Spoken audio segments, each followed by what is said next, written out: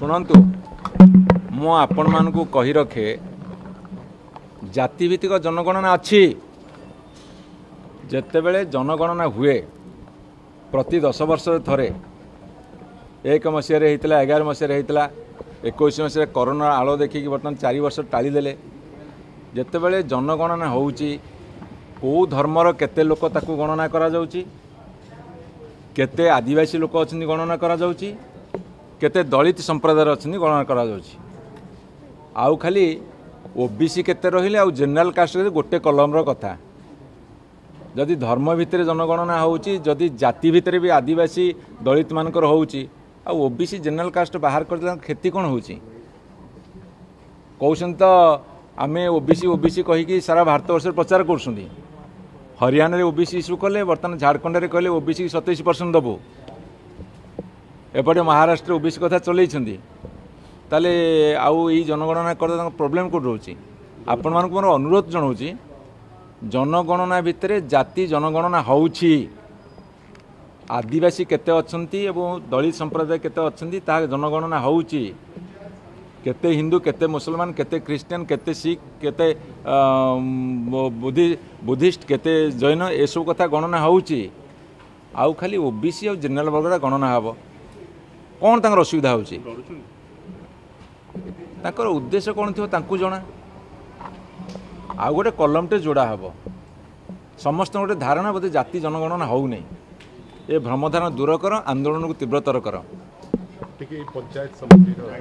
OBC वर्गंकर कौनसी अधिकार संपर्क रे ध्यान देई नथिबा बीजेडी सरकार बा तांको नेता माने आज ओबीसी प्रसंग रे ओबीसी मानक संरक्षण गणति ए संपर्क में प्रश्न उठेबा लज्जाजनक सबु राज्य रे शिक्षार संरक्षण दियागला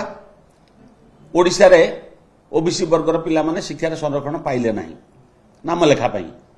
किए दायी अरुण बाबू तार उत्तर देवे कि गोटे जो जनगणना कथा कहते 2011 मसीह कांग्रेस शासन समय सेटा बंद है माने सेटा जातिभित्तिक जनगणना प्रकाश है ना एवं से विषय डिबेट चली किंतु आम सरकार आसवा पर बीजेपी सरकार आसवा पर सी यही दायित्व राज्य मान को हस्तांतर कले आईन प्रणयन कर ओबीसी संपर्क जो विवाद चलला किए ओबीसी किए नुहे ए राज्य में जो ओबीसी आर राज्य से ओबीसी नुहे तेणु राज्य माने एथिपाई प्रकृष्ट चयन करने प्रकृत में ओबीसी किए कौ राज्य में से राज्य को दायित्व हस्तांतर कर बीजेडी की जड़ा थी बीजेडी शासन रु गला परे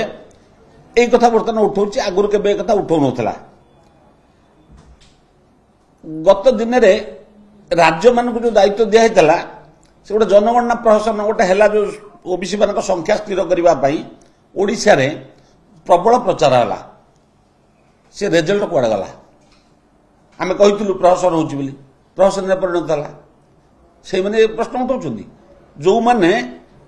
जहाँकर कार्यर पछर नियत ठीक ना जो मैंने संपूर्ण उदासीन ओबीसी अधिकार संपर्क में से आज कथा उठाऊँ कौन से अधिकार नहीं आम पूर्वर पंचायत पौर निर्वाचन में 27% संरक्षण पाई आसुलु दीर्घ दिन पाऊलु बीजेडी सरकार बंद करदे बीजेडी समय बंद होगा बीजेडी सरकार कारण बंद होगा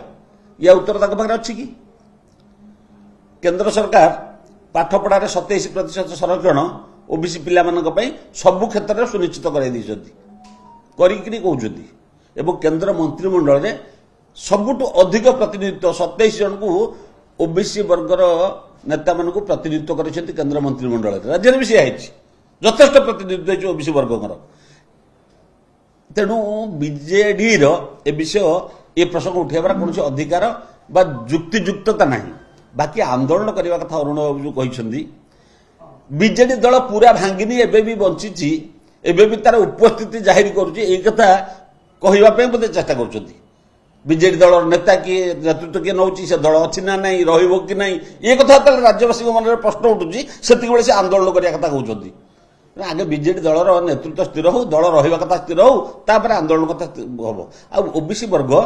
बीजेडी ठारू ओबीसी स्वार्थ संपर्क शुणा चाहूना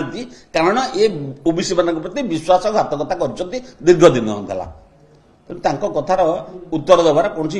युक्तियुक्तता ना।